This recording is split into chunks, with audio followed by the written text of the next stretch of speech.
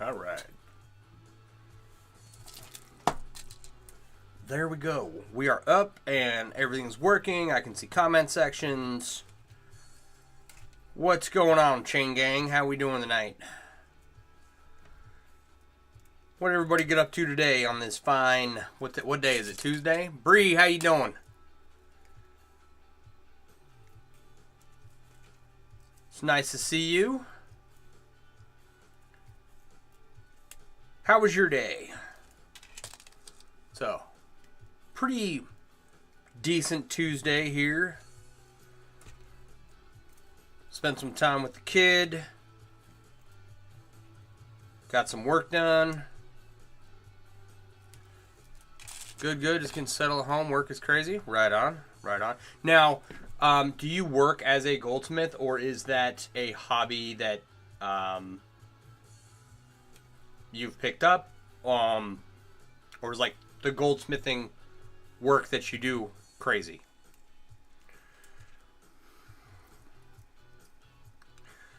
Because I know a lot of chainmail artists who run their businesses. Okay, so you're a repair goldsmith in a fine jewelry store. That's your day job. That's your livelihood. Right on. Very cool. Very cool. You guys are busy, huh? That's good. Busy is good. I always, when I was working as a nurse on a unit in a hospital, I always said that I don't mind being busy, but no matter what, I want it to be boring, most of all.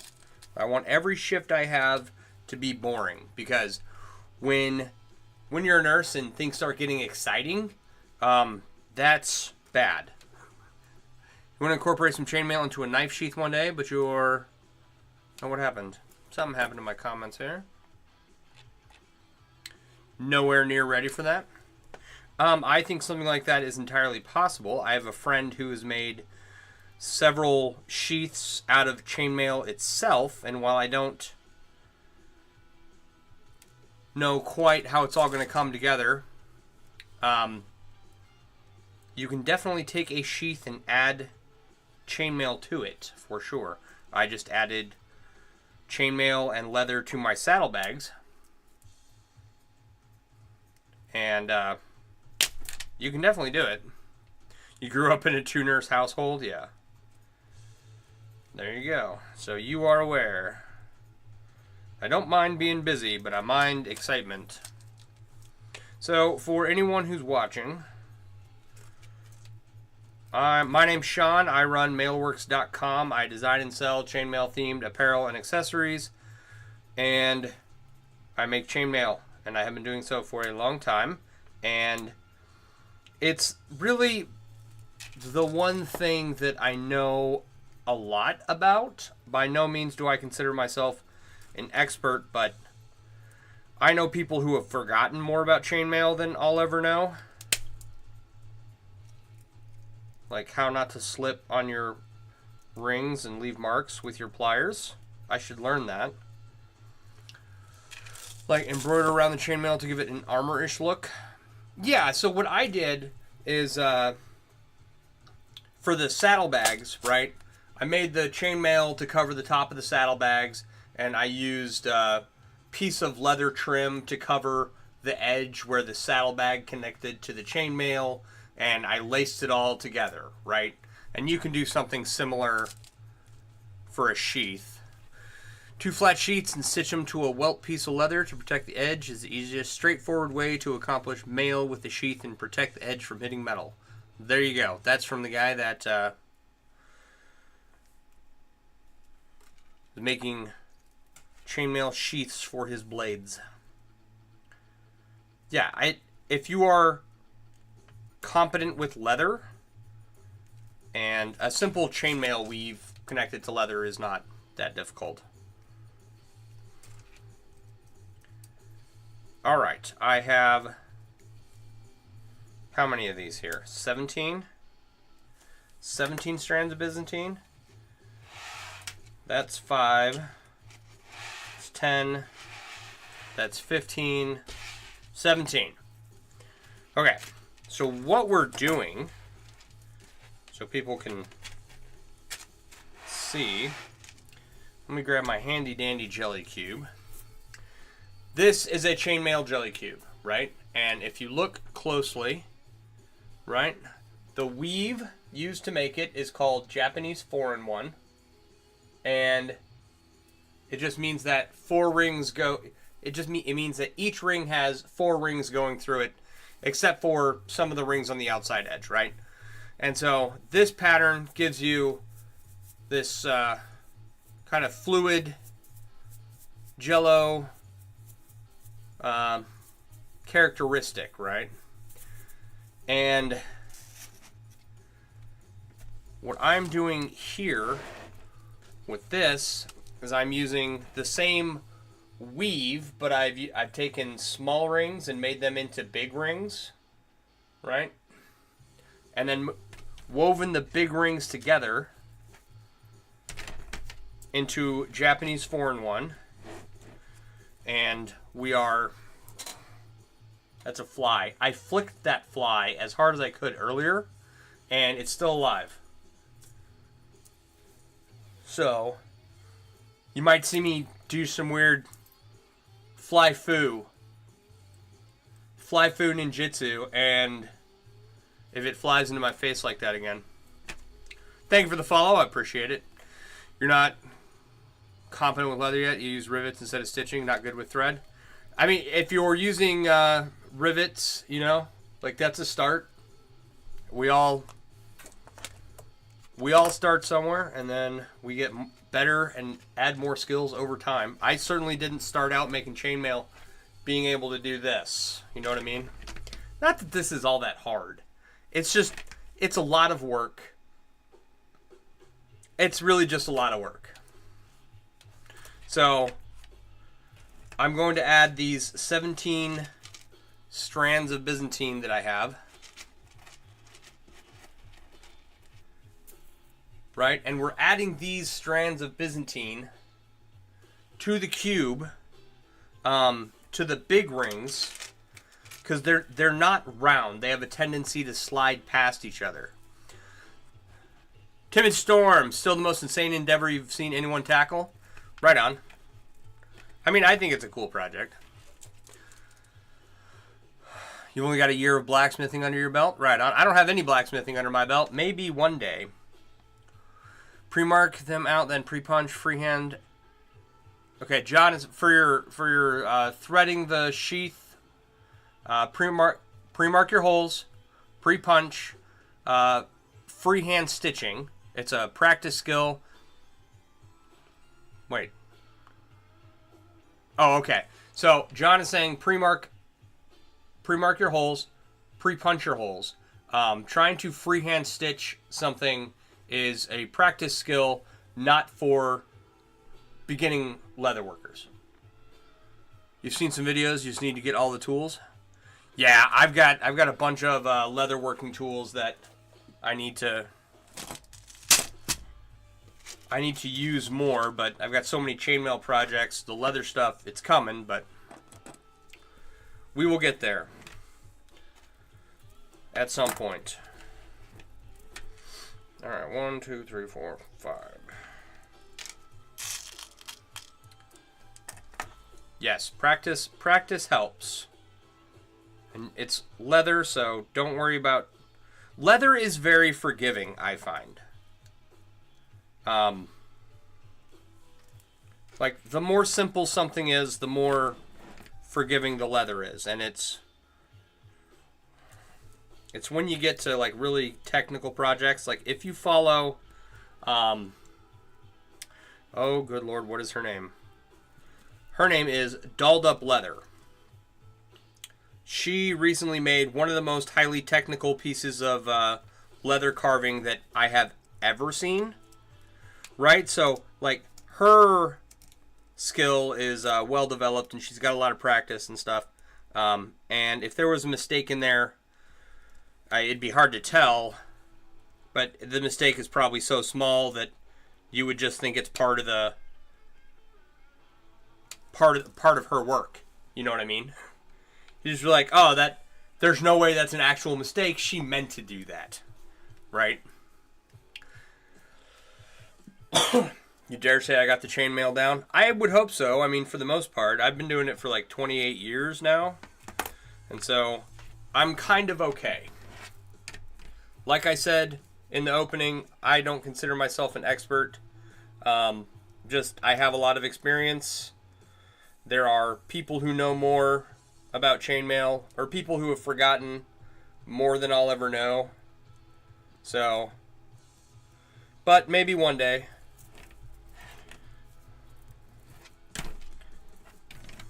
Alright, this is where it gets really wonky, right? Really difficult to weave because all your angles are jacked up, and unless I stand up.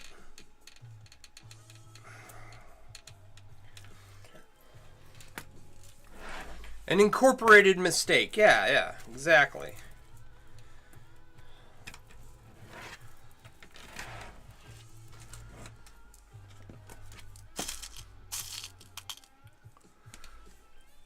But yeah, simple leather work. Practice makes perfect, but really, you know, leather is very, can be very forgiving. Where am I working here? Over here. 1, 2, 3, 4, 5. So, you know, the more you do it, the better you get, right? Like a Bob Ross painting. Exactly. Thank you for the roses. I appreciate it.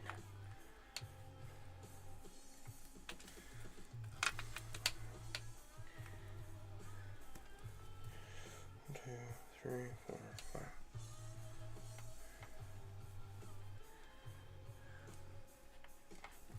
Okay.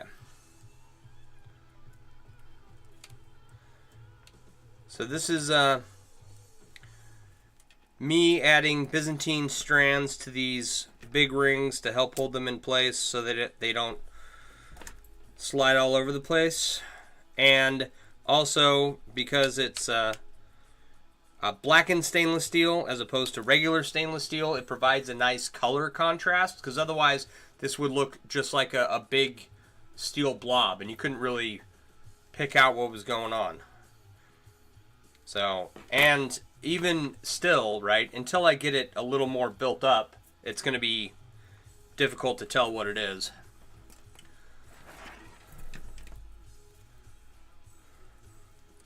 It looks good. Thanks. Like Damascus chainmail. I like that. In some of my upcoming pieces that I have planned, I need to figure out another, what do you call them? Like, I have rings for 2 practice pieces, right? And it'll kind of look like a blob, unless you know what you're looking for. So, I got to figure out a way to differentiate the stainless steel from itself. Does that make sense?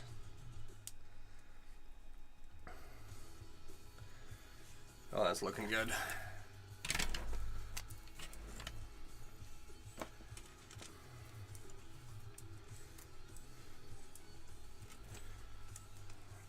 One, two, three. I need 2 of these. Because I have,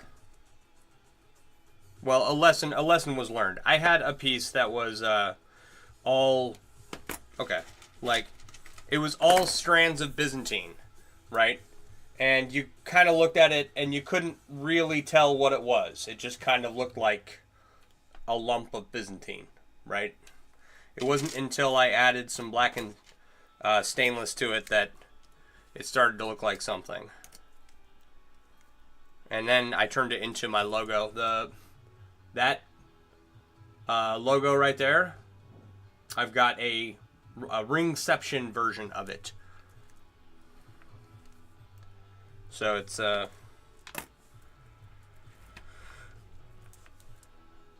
it eventually worked out. It took me quite a while to get there, like 3 or 4 iterations. So, but I got it figured out. It looks okay now. I'm happy with it.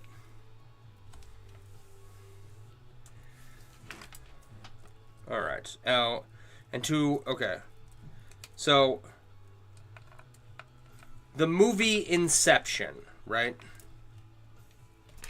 is the idea of placing, or the concept of placing an idea in someone's brain in a dream, making it so that they believe they thought of the idea themselves, right? But there's also the concept in the movie Inception of a dream within a dream within a dream, right? And that's where this whole Ringception verbiage came from, right? Rings made of rings.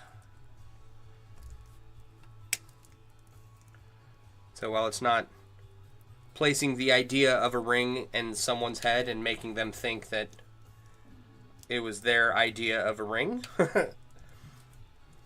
it is using small rings to make big rings. And like I was calling this the SandWyrm Ringception Metacube, because there's some like meta abstract concept to this, but I liked just calling it a Ringception cube for starters. You know all about restarting. You ruined more than a few knives. There you go. Yep. I look forward to that learning process someday. I've got Milwaukee Blacksmith right up the road that I'm going to take me and my son to. I was hoping to do it this year, but he chickened out. And I don't have time now to go to any of their classes with him before school starts. Excuse me. Oh. And then I have Centaur Forge. It's a farrier shop. It's about an hour away over in Burlington, Wisconsin. And you can go on their website and see all the stuff they have available. But it's like all the blacksmith tools, you know, you need an hour away. Blacksmithing classes right up the road, you know. So, right. I will get there eventually. I was just looking in my backyard at where I have stuff placed. And I've got a shed and a garden bed back there and a tree. And I want a Four Seasons room instead of a deck on the back of my house one day. But the yard is still plenty big. And there is room for a shop back there. Like 16 by 20 on a cement pad. And I will get it figured out, but one day I'll put all kinds of ridiculous tools in there and cool stuff and house my forge in there. And I'm not going to wait until the shop is built to start forging or anything, but it's a nice idea. So, hell yeah, that's really all you need. Your actual working space is about that big in your shop, yeah. Uh-oh. Is that why some of these won't turn?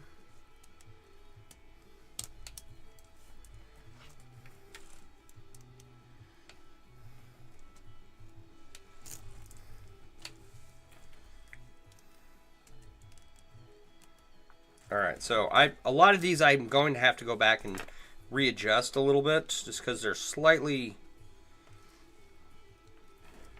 not where I want them.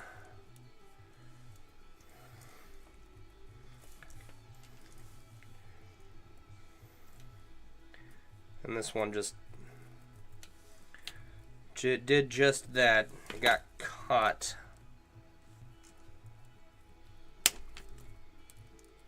There we go. Oh. Yeah. All right.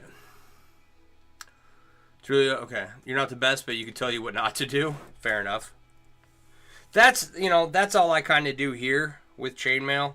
Is we'll get someone that wants to get into it, and I can just reiterate my mistakes to people, discuss what I've done, what I've found that works well. I don't. I'm specifically not here to teach people how to make chainmail, because anytime I've ever tried to teach anyone anything, they've quit doing that thing. Right? Which is fine, you know.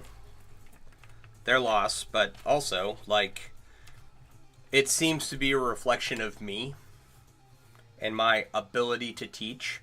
So I demonstrate that you can make chainmail. You know, I just show people that you can do it and make cool stuff with it, and then I, you know, send them out into the world. I point them, try to point them in the right direction, and that's it. That's all I'm willing to do. It's like I can tell you what not to do and maybe give some pointers here and there, but excuse me, I've had my fair share of mistakes.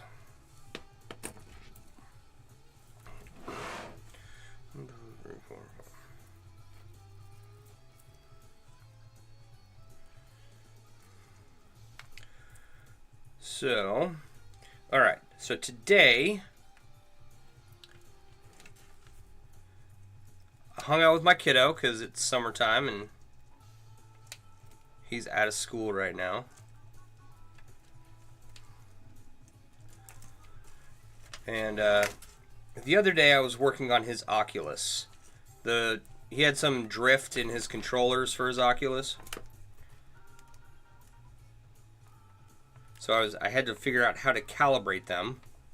And I wear glasses, so I didn't have the insert for glasses wearing people when I put on the headset. So I'm sitting there squinting, trying to read this screen that's covered in fingerprints.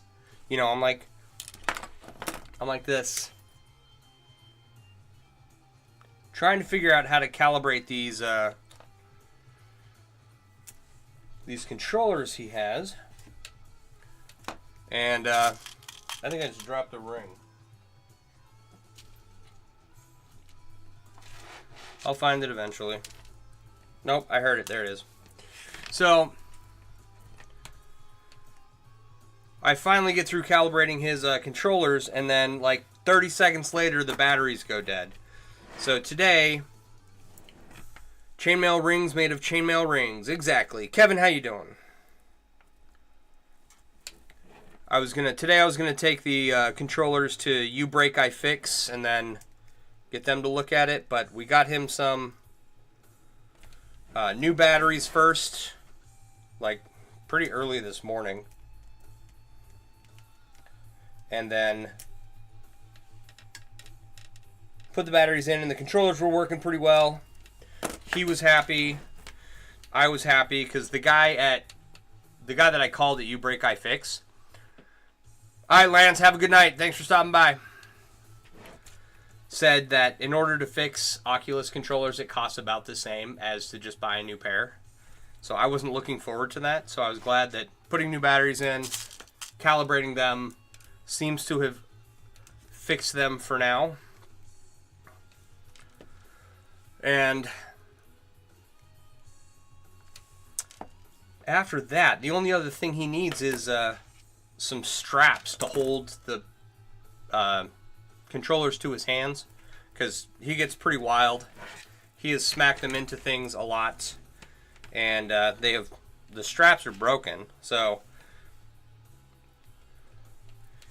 he wanted new straps. So we went to Best Buy and we grabbed a box of straps, purchased them, and on the way out the door my son realized that they were for the newest Oculus, the Meta Quest 2 or whatever it is. And we were driving away at this point. So we're still in the parking lot. I turn around, go park, take him back inside, and we were able to order him some new straps for his Oculus, for his version of the Oculus. So that was nice. They'll be here on like Saturday or something. Oh, and then we stopped by the Harley store, because the Harley store is on the way to Best Buy. Swung by there and checked out some of the new Harley models. Some new street glides and some new road glides, and there's a lot of nice bikes that they're coming out with. And one of the nicer things about them is all of the options you have built in to the headset, right? So, like, I got a 2013 Road King, and it does not have all those luxuries. And I don't need a new bike. I probably shouldn't go buy one, but I'm not going to lie, it's very tempting.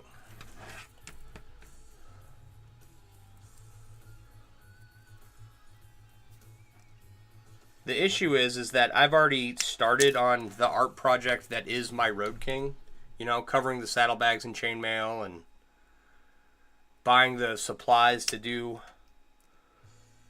the bib, the gas tank bib, and all of that. So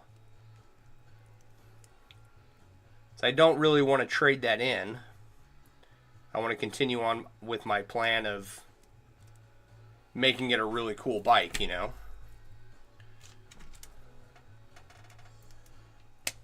But also, they have these new motorcycles with really cool features that I kind of would like to have on my motorcycle. But here's the thing also, right? There is a ton. Okay, so Harleys are completely customizable, right? There's a few reasons to buy a Harley besides like the Americana. Okay, there's a Harley dealership in every city, right? There's not a Honda dealership in every city. There's not, usually it's like a power sports place where they go through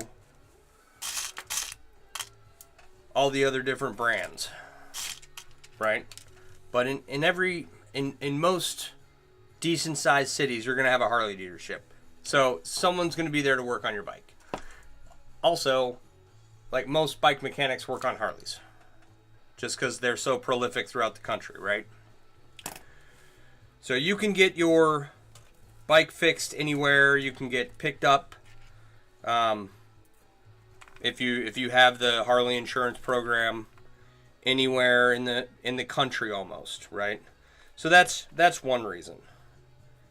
Harleys are everywhere. And then the other reason is that Harleys are almost entirely customizable, right? Which makes them a lot of fun. There's just a whole industry of aftermarket parts for Harleys. Okay? And people who specialize in making really high-end specific Harley parts, right? You can make your bike look any way you want. There was a beautiful red and white 2021 CVO 117 cubic inch engine in it. Savannah, how you doing? Rat, how you doing? Good afternoon. You didn't fall asleep last time during the live? Yeah, totally. I totally believe you on that too. You're doing good? Right on. But there was this it was a white CVO, but it had like red pinstripes and a red windshield and red pegs. And it was like, the pegs looked like the old calf scraper pedals that you would get on your BMX bike or your Huffy from the 1990s. And, the old metal ones. They were very spiky, but they were red with like silver spiky highlights. And they were really cool. Right, the floorboards and the pegs, right? And that was, everything was just custom on it. The previous owner had just made it the way they wanted, and then they traded it in for a newer CVO, I guess. But the point is, Harleys are prolific throughout the country. Anywhere you go, you can get someone to work on them if you break down, pretty much. And you can pretty much get all the parts you need anywhere in the U.S., right? The other thing about them is that they are nearly completely customizable. And there's a huge aftermarket industry for them, right? Which other bikes don't have. Our Harley's the fastest. No, there's faster bikes out there. Our Harley's, the coolest. Super chainmail, dumpster fire, how you doing? Yeah, we're making super chainmail. Trying to, anyway. Using small rings to make big rings, and then I weighed this the other day. It was 6 pounds, 14 ounces. 6 pounds, 14.9 ounces. Or was it 13.9? Anyway, either way, it was almost 7 pounds. Right? So, Karen, how you doing? Looks amazing. Thank you. It's coming along. This is a Japanese foreign one. It's a cube weave that we're doing. We're going to make one of these jelly cubes using this process. Almost the same number of rings in this cube as this one has when they're both finished. This one's about half done at 23,000 rings, and this one is also almost half done. All the big rings on this are actually done. Gotta pick this up with my left hand. So all the chains for the big rings are right here. That's all done. Okay, it's all the black and stainless that I gotta work through. How big will it be? It'll be about 8.5 inches. See here. 1, 2, 3, 4, 5, 6, 7, 8, 9. So it's 9 inches height and width. Okay, 1, 2, 3, 4, 5, 6, 7. So 9 inches, right, on each side, and it's probably about 8.5 to 9 inches tall. I'd say 9 inches tall, but it is going to sag a little bit, and there will be a little bit of a height change. And it'll probably weigh around 35, 40 pounds. And it'll have 42,560 rings in it. And those are all the metrics, I think.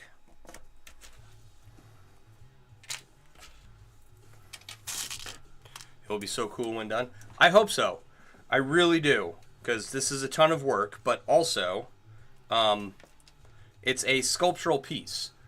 Ideally, I will have 10 to 15 different sculptures at some point, and I want to take them all, have them professionally photographed, take them and try and put them on display in a gallery at some point. So if you're gonna put art into a gallery, right? Which, like, I could take this to a Renaissance festival and try and sell it for what I think it's worth, and there it might garner a lot of interest. Right, but who goes to the Renaissance Festival and spends $10,000 on a single item? Not many people, right? So my thought process is that a gallery is more the area where people who have that kind of money look for stuff, look for art, right? And in order to put art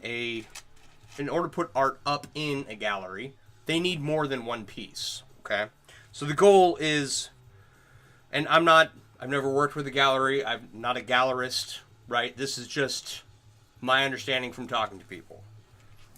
So take everything I say with a grain of salt and just go talk to someone who you are sure knows about getting art into a gallery, right? It's absolutely come along together so beautifully. Thank you. How you doing, Sarah?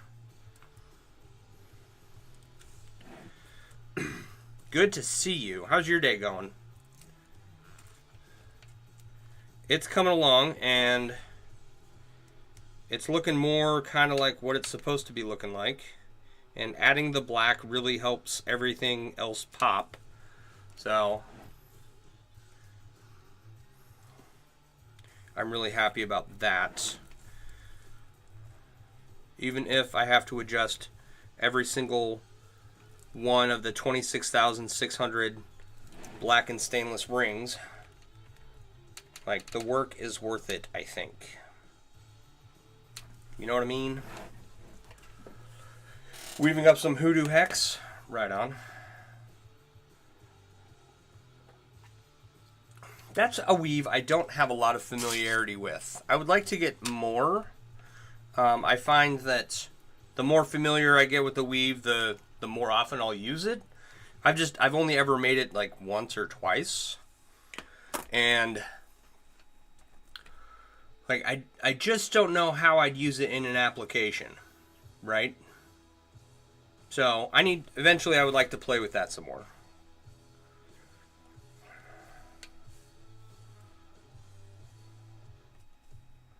I think here's an idea. Take Hoodoo Hex, take a sheet of Hoodoo Hex, right? Put a bunch of captures in it, turn it into a tube, and turn that tube into a giant ring. That'd be cool.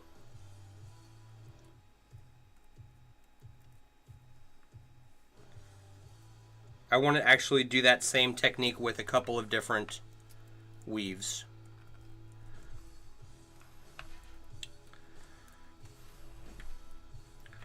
But Hoodoo Hex, because you can add captures to Hoodoo Hex, right? Like, I'm not out of my mind when I'm thinking that. So I think that the fact that you can add captures to it will give it that rigidity. I don't know. I could be talking out my butt.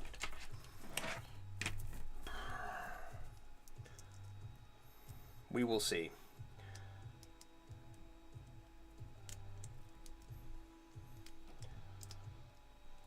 It is one of those weaves that I need more experience with because I just haven't played with it enough. Haven't had the right ring size to make it. Haven't had the supplies on hand to, because I'm busy using up all the rings in my basement before I order more. He repeatedly tells himself as he orders more rings for a ridiculous number of projects.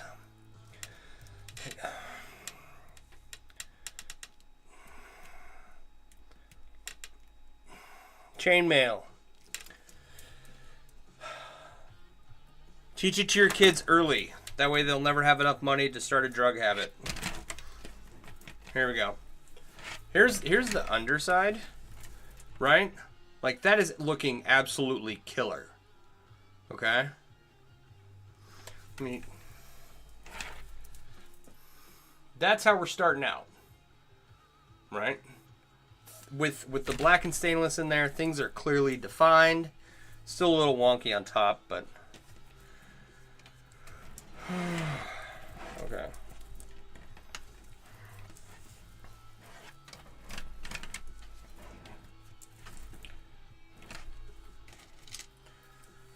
Sounds good. Yeah. It's, you know.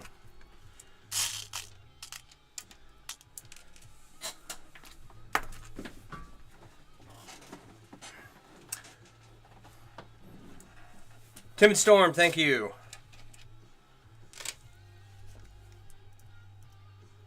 It's starting to look like something.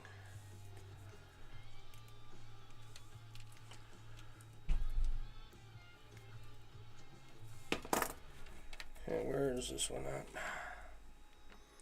2, 3, 4,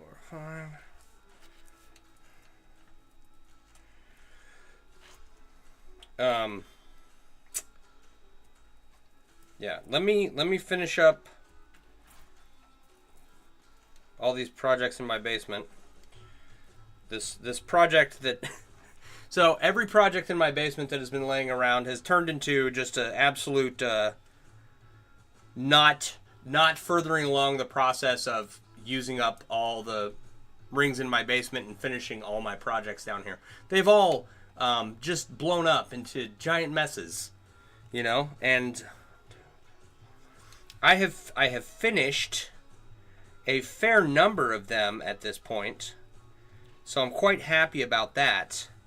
But each time I, like the one I'm working on now, using up some rings that I had laying around and some older projects that I didn't have any plans for. Or the plans that I did have for them I wasn't quite happy with, right? So what happened? This particular project got completely out of hand, and I probably had 7,000 or 8,000 rings to start with down here in the basement, and I've added 34,000 rings to that. So just to give you an example of how ridiculous these projects are getting, the large Finnegan's Wake inlay that I just finished, right? I don't know how many rings it was originally going to be, or how many I thought it would take, but I didn't think it would take 33,000 rings, you know? But it sure did at least that much.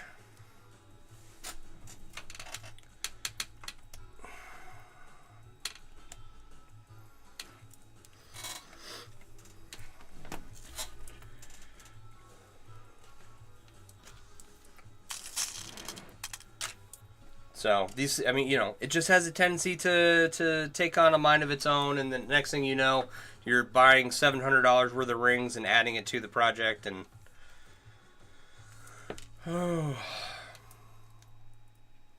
then the project takes you 2 months longer than you were planning, and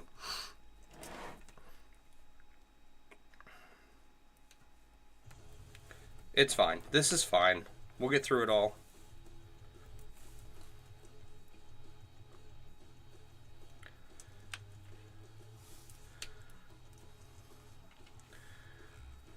Oh, there's something else. I got sent to the store to pick up some groceries. Some orange juices and some paper plates and napkins for my wife's work tomorrow. She got them some Kringle. If you don't know what Kringle is, because you're not from the Midwest, Kringle is a like a breakfast dessert dish. You got it's a pastry stuffed with cream cheese, stuffed with strawberry jelly, stuffed with, you know, I don't know what else. And pairs well with breakfast juice like orange juice. So she got some of her coworkers some Kringle, and she got me and the kiddo one too, so we get to have that for breakfast tomorrow. I'm looking forward to that. But I had to go to the store, and I made an executive decision while at the store, because it was, you know, dinner time, and I cooked a pretty big dinner last night. I was like, you know what? I don't want to cook. So I'm just going to grab some frozen pizzas, and we're going to eat that for dinner. And it was perfect. We hadn't had pizza in a while. In fact, you know, I don't think we've had pizza since maybe the beginning of June. My son had some friends over, and we just ordered pizza to feed the kids. And I don't think we've ordered pizza or bought it from the store since then.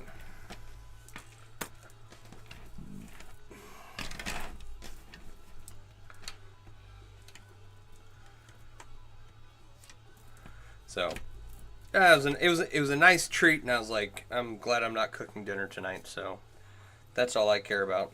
All right, is that 1, 2, 3, 4? Oh no, we're missing 4 right here. How do we do that? I guess it was the next one over, so okay. Finally tackled Hoodoo Hex tonight, and I'm working on it currently yourself in 20 American wire gauge 3.0 aspect ratio. Excuse me. 1, 2, 3, 4. 1, 2. Okay. What time is it? All right. Cool. I like the putting together parts, right?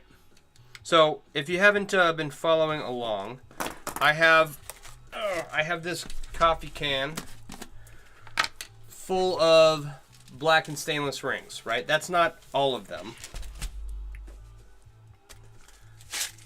I also have this Hillshire Farms Go Meat container. Oh, these are expired. Used by May 5th, 21st. These rings have gone bad. Yeah, used by May 21st of 2019. So these two containers, right, are the rest of the black and stainless that I have to go through and correct.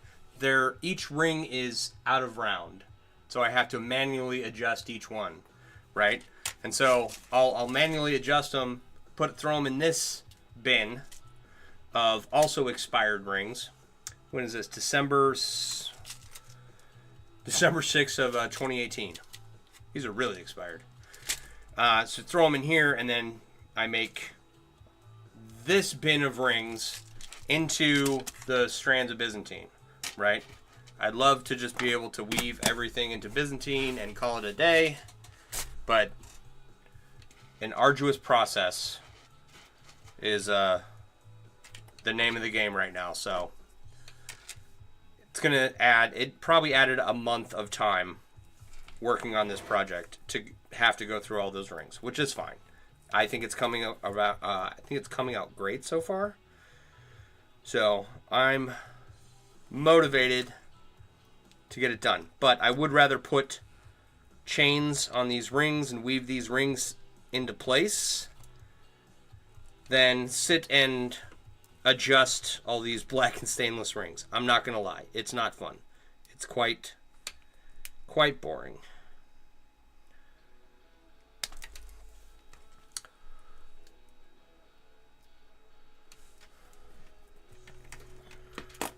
All right, come on.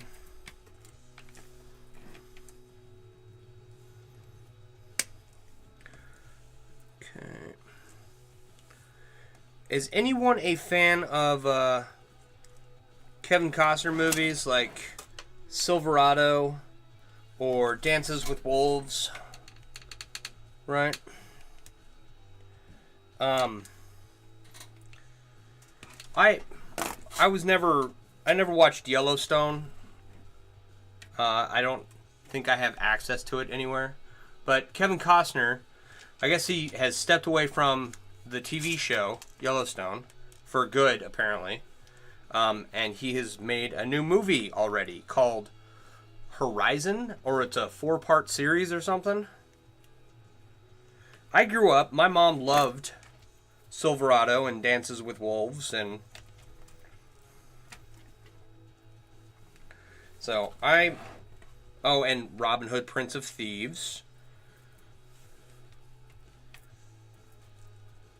And, yeah. I'm kind of, my interest, my curiosity has been piqued. Oh, you know what else? Okay, so today I was, when I went to Best Buy, I was looking for physical media, which they don't carry anymore, which sucks. Best Buy used to sell a lot of CDs and music and DVDs, right?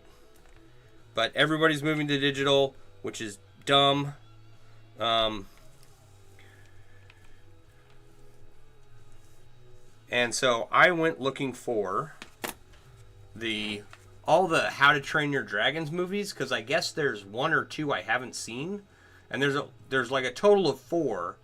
I'm pretty sure I've seen the first 2, but not the other 2, right? And I always thought that, the 4 Shrek movies were like all really good. Usually you have an initial does the movie Sinbad VHS exist in your mom's timeline? I don't know. That's too funny.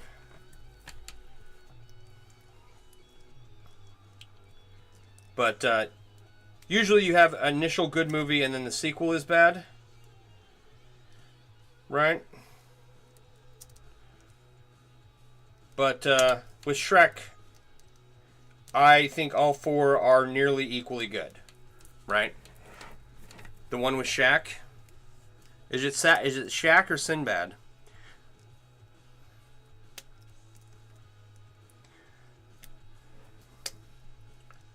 Yeah, it's not that it didn't happen. It's just in a different timeline. That's all. Not this one. Just like the Fruit of the Loom cornucopia. Which I don't know why a company would lie about a cornucopia. It's very weird. Very odd behavior.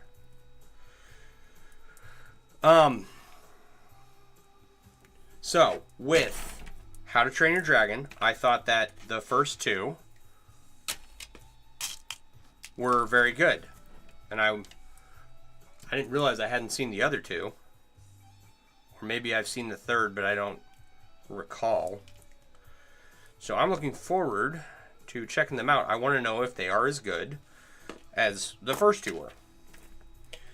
So I went to Best Buy looking for a physical copy of any of those and got nowhere because,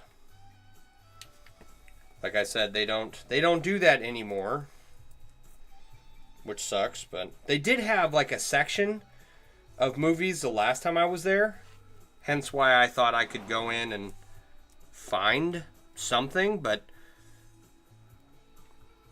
their whole DVD section is gone, which I think sucks, right? So now I can go to Meijer or Target for my physical media, I guess, if they even have it. I don't know.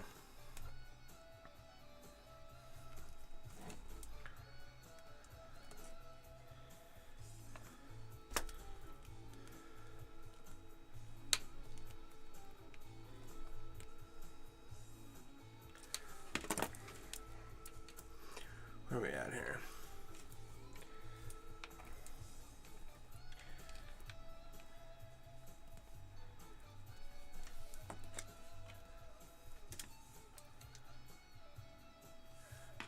So there are 9 horizontal rings and 12 vertical rings. 1, 2, 3, 4, 5, 6, 7, 8, 9, 10, 11, 12. Yeah. So that's 21 times 4 is 84. So, okay. So we need 95 big rings made from small rings and 380 strands of Byzantine, right? And this first layer, we are at 84 strands of Byzantine, so we have 296 to go.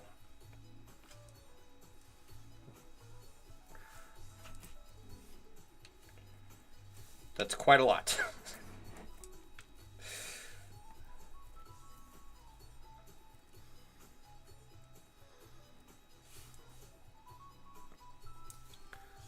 But we are getting somewhere. It's progress, right?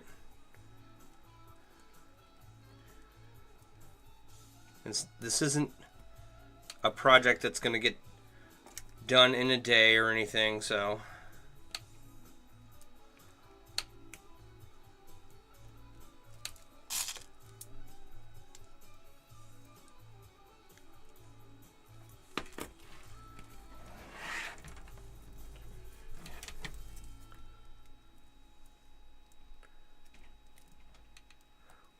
What is taking up all your time with one project that will take several months and you may not ever sell, right? That's life goals. It's what that is.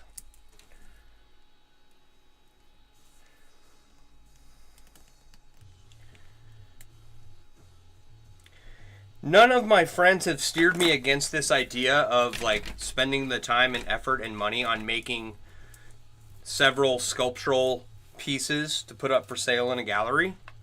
And I don't know if that's because they're like, oh, his brain doesn't work, right? And they just like be supportive from afar, or if it's actually a good idea. Thank you for sharing live. I appreciate you.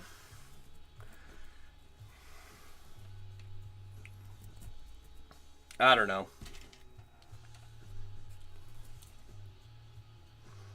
Okay, so for this bottom layer is done, right? All the Byzantine is in place. One of these corners got real wonky. It's this one. Those two strands should not be that close, but I'll fix that later. I'm not real worried about it right now. Everything else is in place. For this next row, I'm only going to do 2 on each ring, right? As we go around, because I still have all of these rings to add, right? And I need room to do that. So 2 pieces of the blackened stainless on each ring on the bottom. And I don't know how we're going to get those into place, but we will.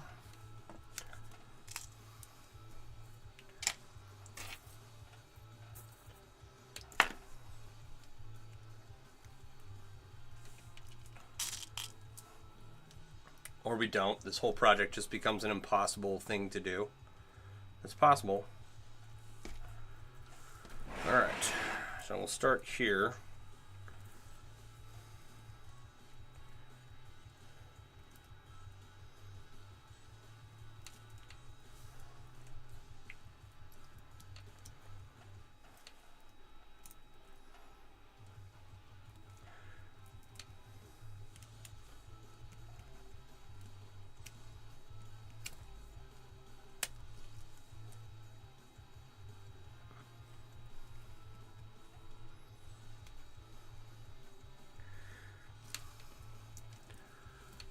Okay. So finally, first layer done. Now we're cooking on the second layer. 1, 2, 3, 4, 5. There should be 5 layers in this, right? I'd make it larger, but it's already 40 pounds. And the reality is that at some point, you can just build this out to the point where it would just tear itself apart if you tried to pick it up, right? Because the rings are not welded in place.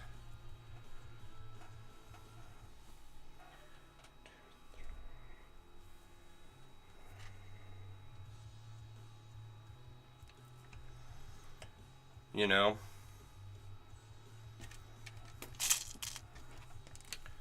If they were welded, you could build it out much larger, but that's, you know, more time consuming again. But they should be able to hold 40 pounds. We'll see.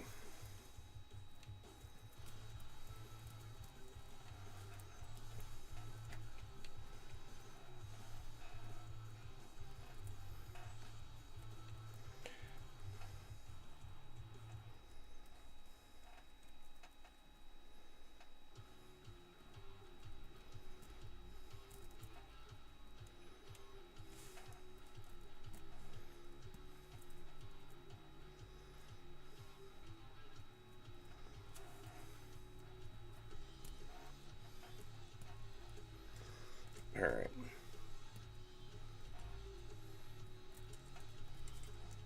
This is... All right. Very tight.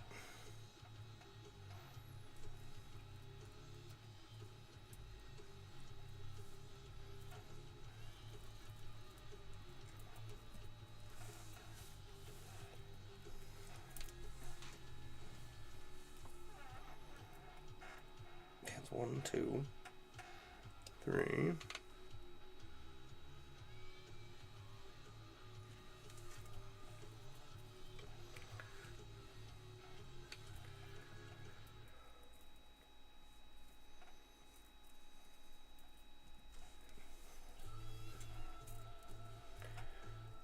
Just trying to figure out like where the space is at to get this in here. Making sure it's not twisted too much. So let's see here.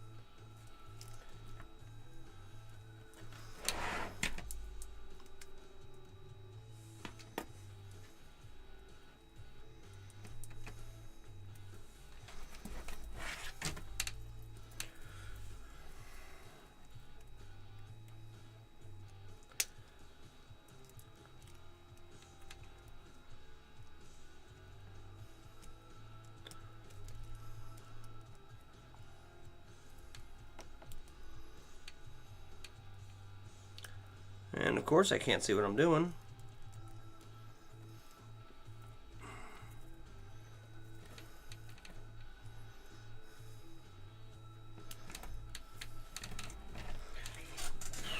You gotta be kidding me. Okay.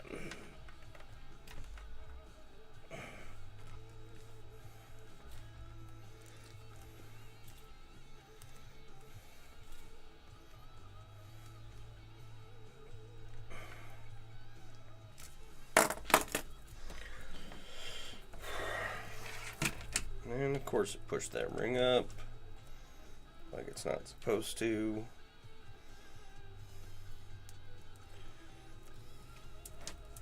Okay. We got two on that one. Well, puzzle piece of death. Comes in every hour. Why do you make me do it twice? Alright. So, I am now out of the pre-woven strands of Byzantine that I had to add to this. I got one almost done here. I've got 18 gauge 3/16 for the Byzantine, and then for the big rings are 16 gauge 3/8 for these.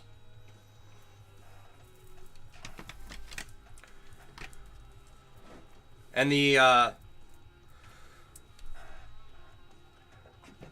big rings, the 16 gauge 3/8 are spring steel, which makes them just a little bit more, it makes them have a little bit more of a larger inner diameter than the regular stainless you get nowadays, which matched the old stainless that I had. Hypnosis, how you doing? What's going on with you tonight? So I've got all these rings in this bin to weave into 5-lets and then strands of Byzantine, and that's kind of all I've got left. I honestly thought weaving those 17 strands into this project would take a little longer, but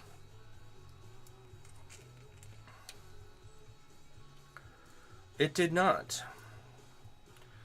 Which is why I like the building part of this project so much more than the adjusting every ring part of this project.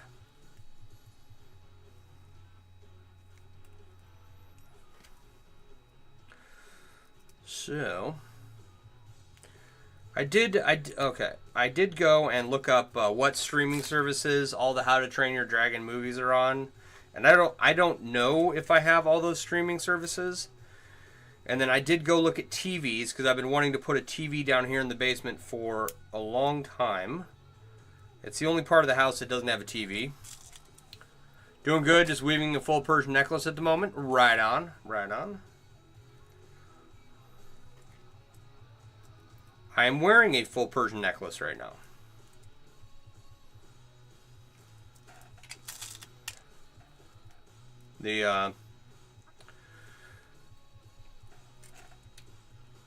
What was I saying? Something about TVs.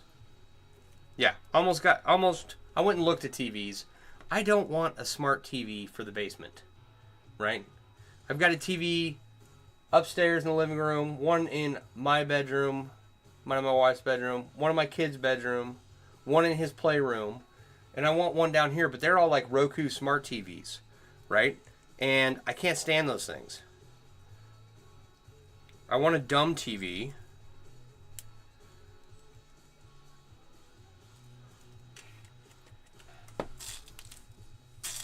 I don't even know if they make dumb TVs anymore. I don't know. I'll figure it out. I've been saying I was going to put a TV down here for years. So.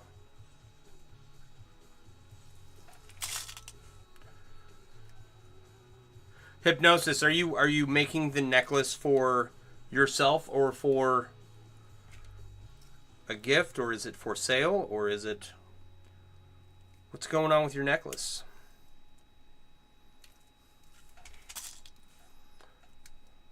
How long have you been making chainmail?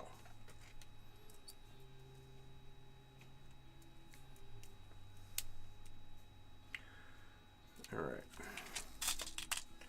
For a friend, you want to be able to sell stuff down the line? Right on.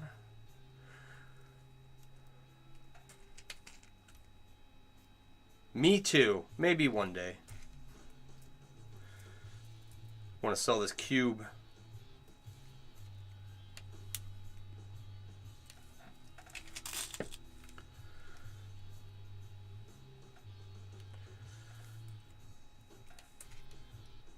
Actually, selling chainmail is like, I was talking about Harleys earlier. I stopped by the Harley shop. I was talking to the guy, the salesman, about new bikes and whatnot. And Harleys are kind of those things where the people that buy them have researched them. They know what they want. They've got one or two picked out.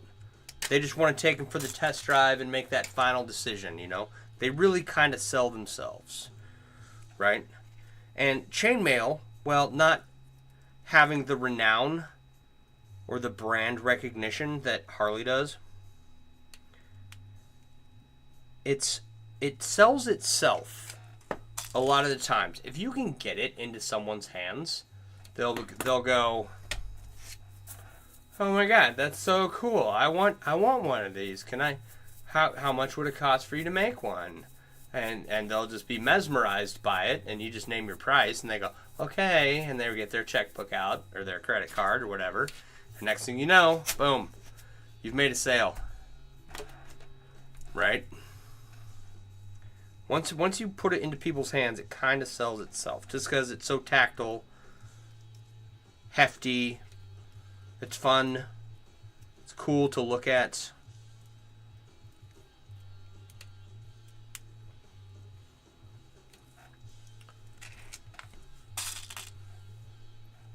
So everyone who's ever, like, I have had trouble selling stuff over the internet for sure, okay?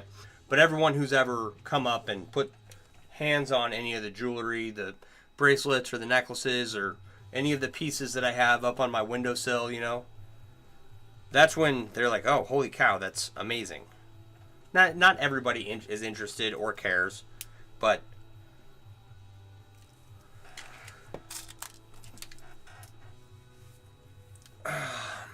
managed to sell a few scale mail pauldrons before at a fantasy event. Right on. Yeah, the people I know who do events do pretty well most of the time. Or so I have been led to believe. And whenever I go to the Renaissance Festival, to my friend's chainmail booth, Rogue Mail over at Bristol Renaissance Fair, they are always full.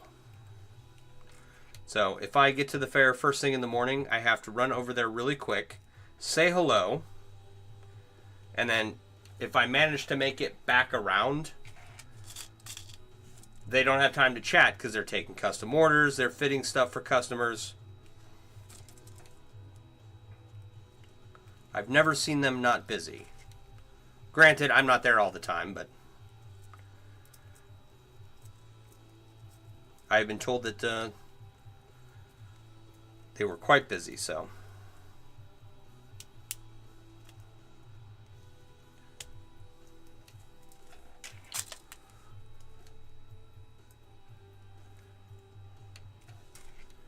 Alright, if you take your closed rings and turn them into little fivelets and then weave the fivelets together, it kind of goes pretty fast weaving a Byzantine chain. Normally I wouldn't do it this way, I would just weave it one ring at a time because I like to only pick up rings once. And in this case I've handled them at least twice or at least 3 times. Twice. By the time they're all woven into the chain, which is time consuming, but you know, like I mentioned previously, I gotta fix all these black and stainless rings, so it is what it is. Alright. You know what I can do? Here's what I can do.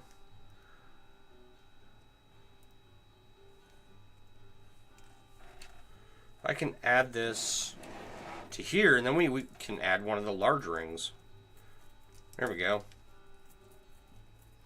since I'm out of...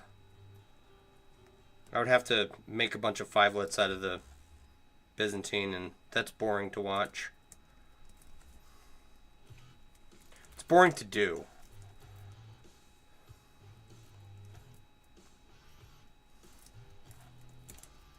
Come on.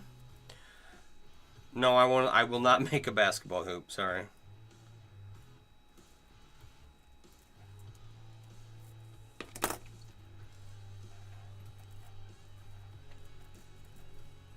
Is there like a running joke behind the basketball hoop thing? Because it's an odd request. Uh-oh, did I make this too big? I did. I had one extra. What is that?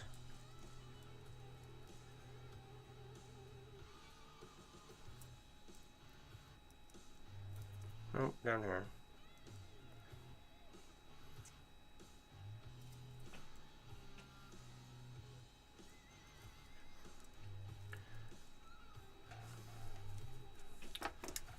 Yeah, so is there a running joke behind the basketball hoop thing? Because I've never had anyone explain it to me, but I've had several people ask for a basketball hoop, and it's like, no, that doesn't make... It doesn't make any sense for me to make a basketball hoop. Right? Not that I couldn't, but it would just be so astronomically expensive that... Your best bet is to just go buy one.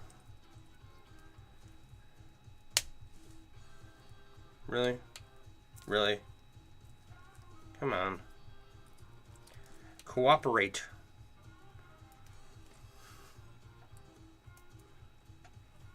Yeah, and then the comments die whenever someone brings up a basketball hoop. I don't know. Not that they were real active before, but...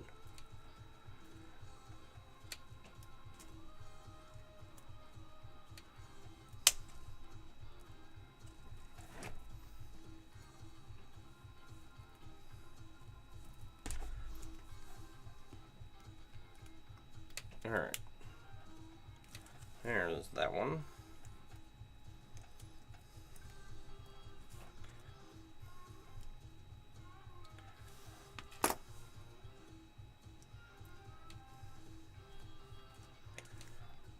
Really? This is all twisted sideways now. You fucking bastard.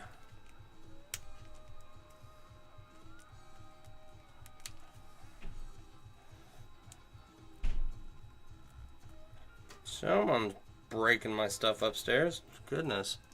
Because the moment you find a good seller, the shipping is insane. Okay, but nah, still here just looking at rings online. Because the moment you find a good seller, the shipping is insane. To the UK. Yeah,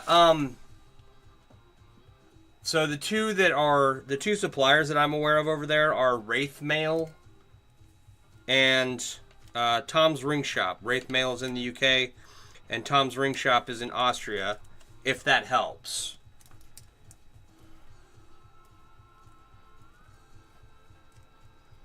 I think Wraith Mail is a Ring Lord reseller. I'm not actually... I would have to go double check that.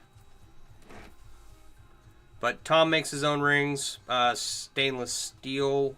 I don't know what else he has. Told he does quite good work.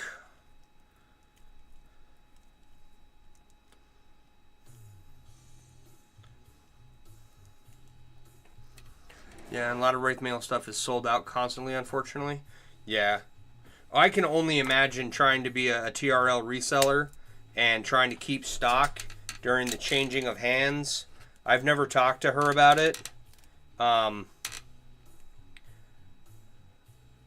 that's got to be tough. Ta-da! Now, if I add a big ring, I have to add a big ring here before I add one here. So through, down the river and through the trees to grandmother's house we go. All right.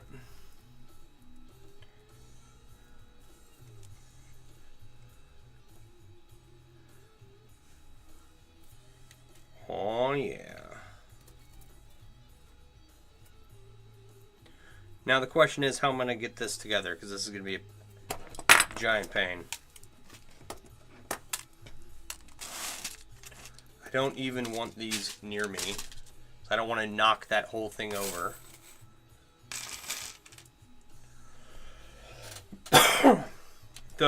So the big rings are made of a weave called SandWyrm. And what SandWyrm is, excuse me, a strip of full Persian with single units of box attached to the outside, right? The box on the outside isn't connected to itself. It's only connected to the full Persian. So it's kind of a neat little weave. One of the things I need to be sure that I pay attention to is to make sure that my ring orientation, that everything is aligned, right? That looks correct there. Looks awesome, that's for sure. Thank you. It's a fun little weave. Originally, when I started this project, I was trying to make a dragon scale pine cone, which has significantly less rings in it. I'm not gonna lie.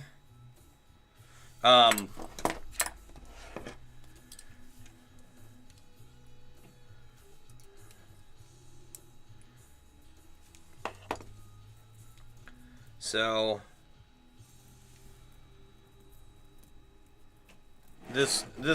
what happened was I had some 16 gauge 3/8 rings.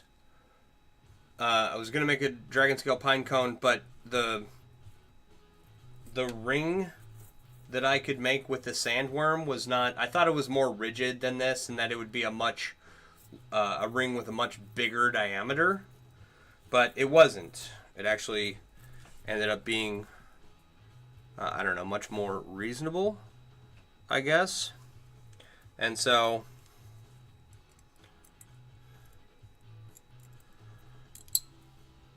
I realized that the size of ring I was making was kind of similar to JPL or even Jellycube size rings. And I was like, oh, well, I can make Jellycubes. And that's how we got here. So I still have to make a Ringception Ringception dragon scale pine cone. Right?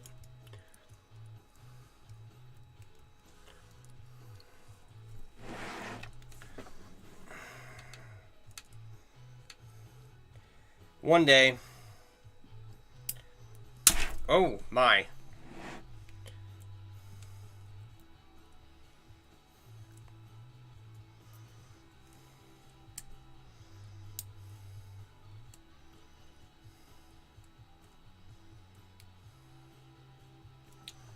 I got a chunk of me.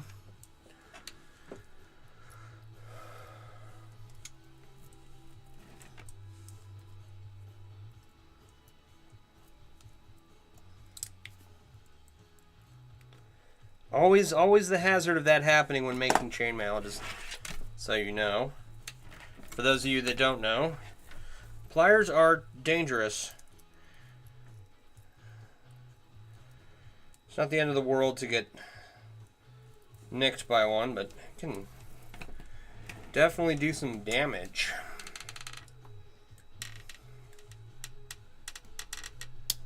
Especially when you're weaving at really awkward angles like this.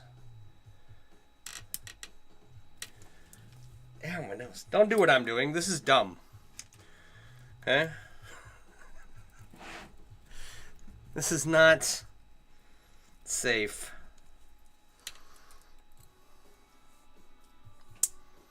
Or smart. Like, it'll be a cool project when it's done, but this is not a smart project.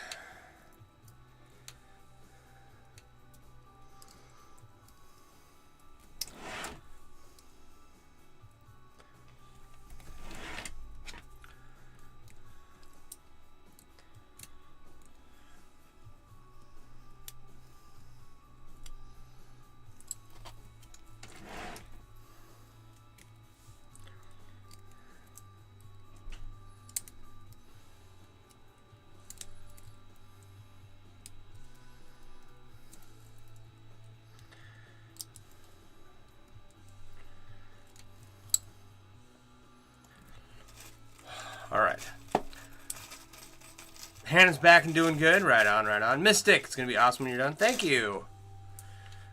I'm hoping so. Like, starting to retain its shape. So that gives me hope. Starting to get filled in. We're getting somewhere.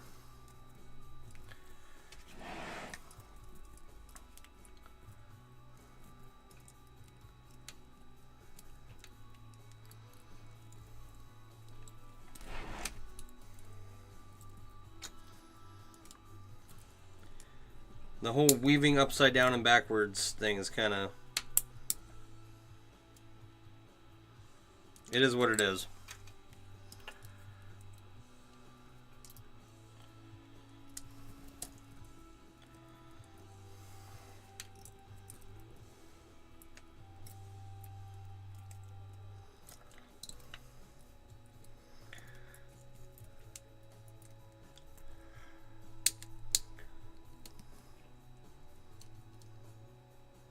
So it takes 20 rings to close each of these chains, right? 4 for the Byzantine on the inside, and then 16 for the box on the outside. And it's not terrible, but these initial rings on the interior of the ring, these are a little wonky to put in here.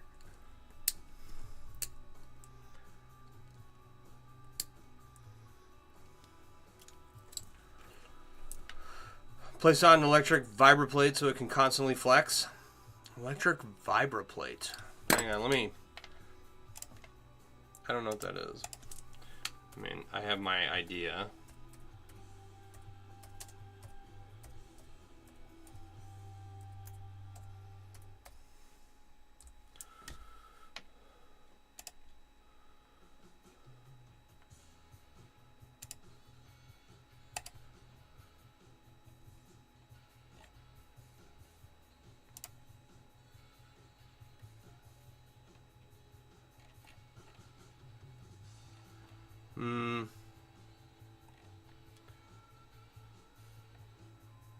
All I'm getting are like electric massagers.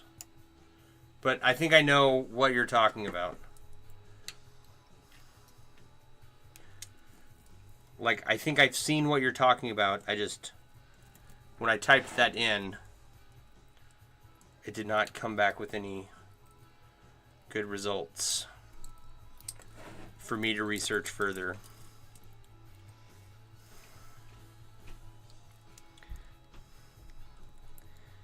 Because if I can add to this sculpture, like one of the things that, I don't know, making a sculptural chainmail light fixture, right? So adding a light socket and an on-off switch, right? With this, it's got to be like some kind of special light. It's got to be really cool, you know, so that it's not, and I'm not talking about this project, but with like chainmail projects in general, to take it to the next level, if you're going to make like a light out of something so that someone has, you know, so it's not just a lump of metal in a room, right? I wouldn't do it with this one, but I would. There are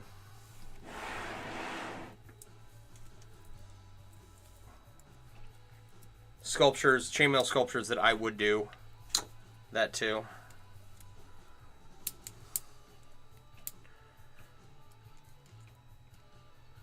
Weave some LED lighting through the center of a sculpture, and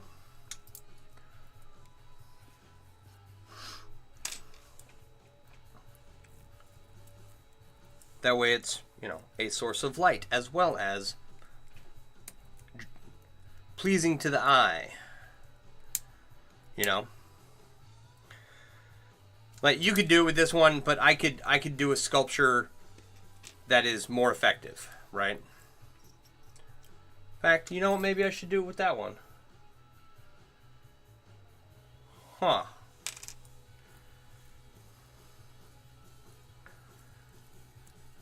And that might help it sell better, you know what I mean?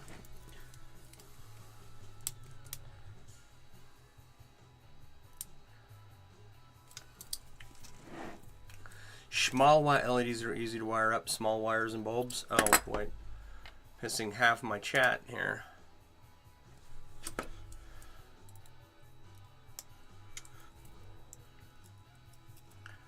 Yeah, so, like, I've made a piece of chainmail, and when it's done, it should be awesome and should be an awesome sculpture. So how do you take that to the next level, right? Make it into a light of some kind. Because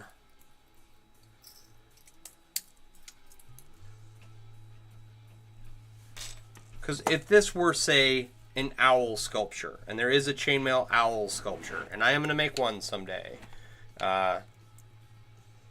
more complicated than the one that already exists, but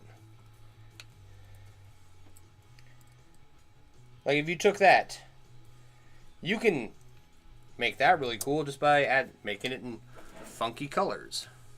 You don't necessarily need to put lighting into it, but maybe you put some lights in the eyeballs. I don't know.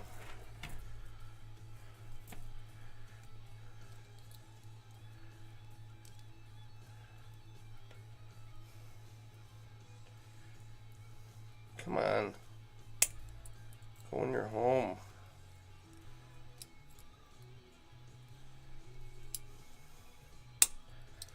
Goodness. Ugh.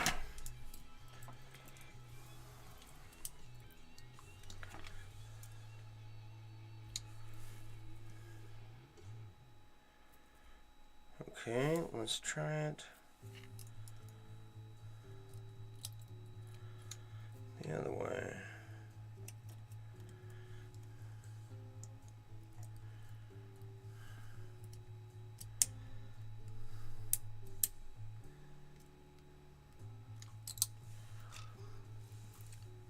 Johnny Danger!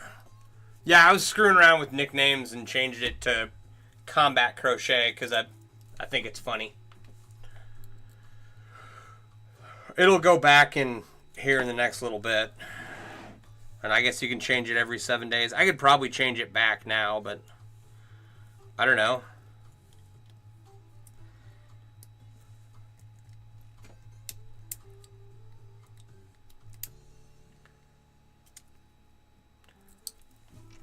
Yeah, like night knitting, KNIGHT, medieval macrame, combat crochet, you know.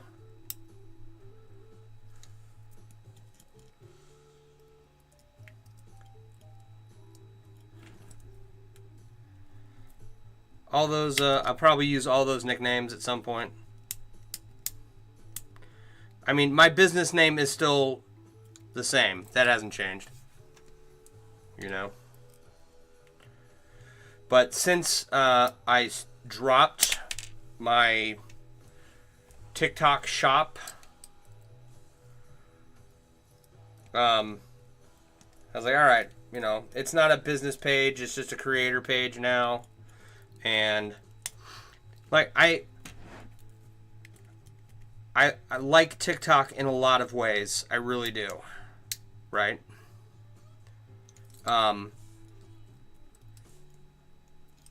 And there are I don't particularly care for Instagram or Facebook, but you know, back in the day I'm sure they were better. Okay? But the integration of my website into a shop on Facebook, Instagram, TikTok, Pinterest, right? Like the commerce side of all these social media platforms sucks. So I've tried TikTok with the TikTok shop for a while for my website, and it just went nowhere and it's too much of a pain to deal with. So I tossed it, and then I'll be moving over to a creator page at some point. Right now it's just a regular page, I guess. I don't know. And then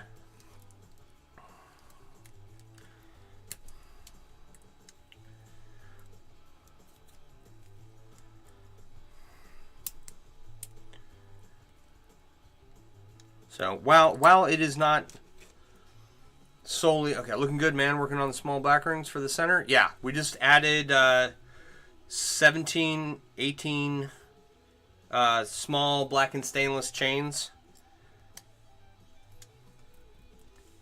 in the last how long have we been at this? Hour and a half. And now we're moving on to the next level.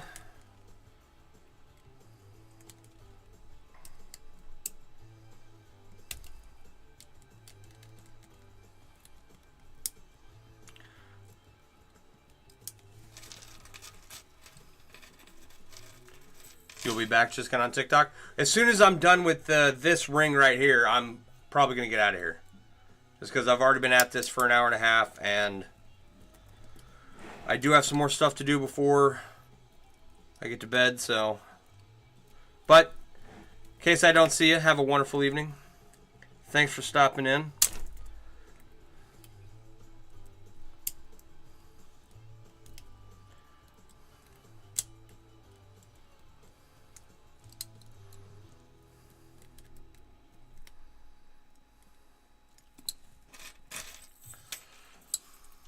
Nice progress. How many hours you put into it so far? I have no idea. I'm not gonna lie. I'd have to sit down and figure it out.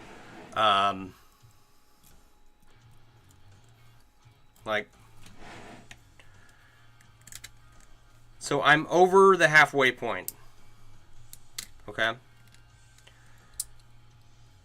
There's 42,560 rings in the final product. Right? Oh, goodness. I'm going to get hurt. So, I don't know. Julie, thank you. 42,560. I'm halfway done. Okay, so that's 21,280 rings divided by about 200 rings an hour. This says 106.4 hours, and then I would times and a half that because this is just slower going than my normal 200 rings an hour.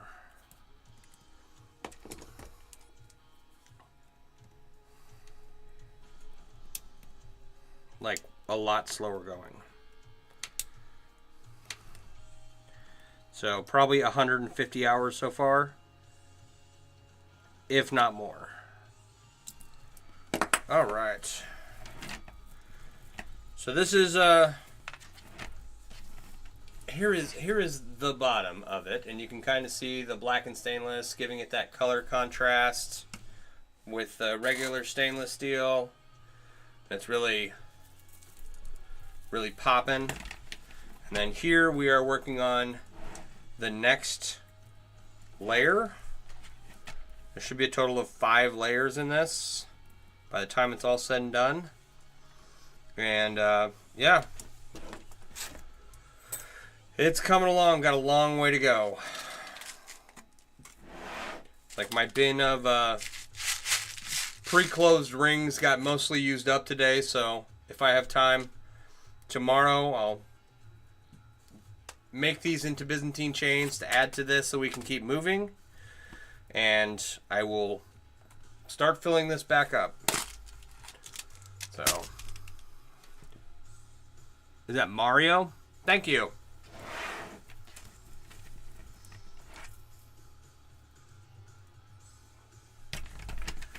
But with that in mind, for anybody who's new here tonight, my name's Sean. I run mailworks.com. I design and sell chainmail themed apparel and accessories, and I make chainmail, as you can see. And if you like what you're seeing and you want to help fund projects like this, there's a coffee link in my link tree over on TikTok. And you can also go to mailworks.com where you can buy said chainmail themed apparel and accessories. Link to my stores in all over the place. In my link tree, in my bio. And if you use discount code LIVESTREAM, that gets you 20% off anything you purchase tonight. That's my way of saying thank you to everyone who's hung out on the stream. I do appreciate you. Kevin. It's a Ringception jelly cube.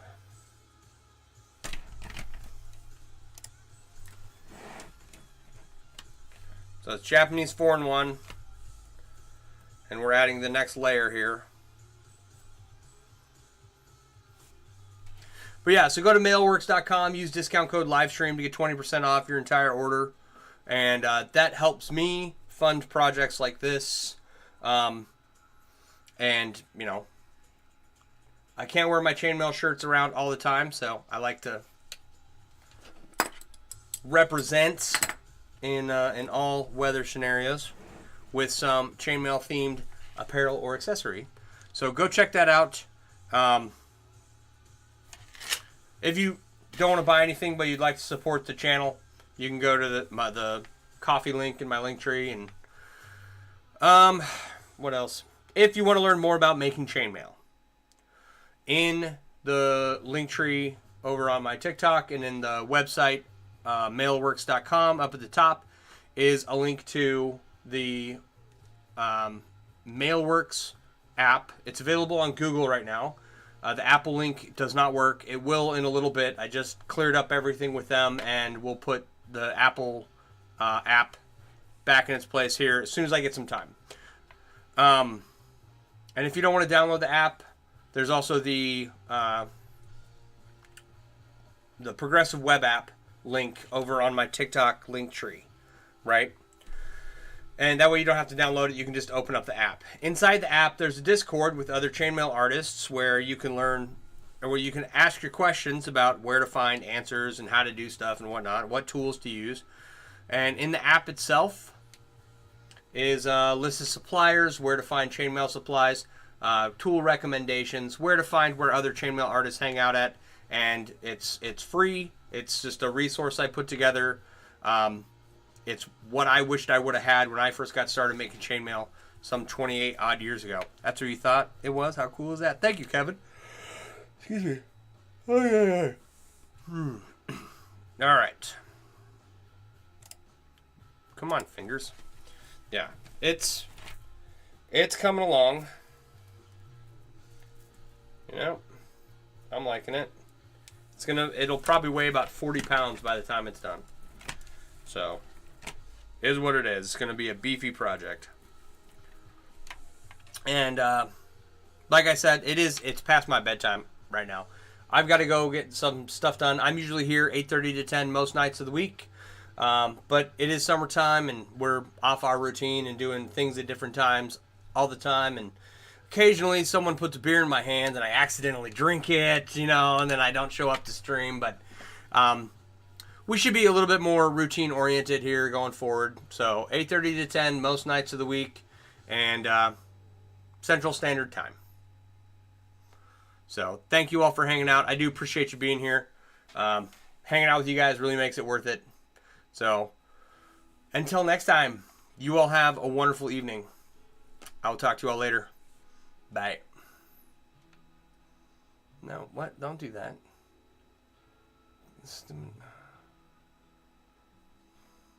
Stay cool. You too, Kevin.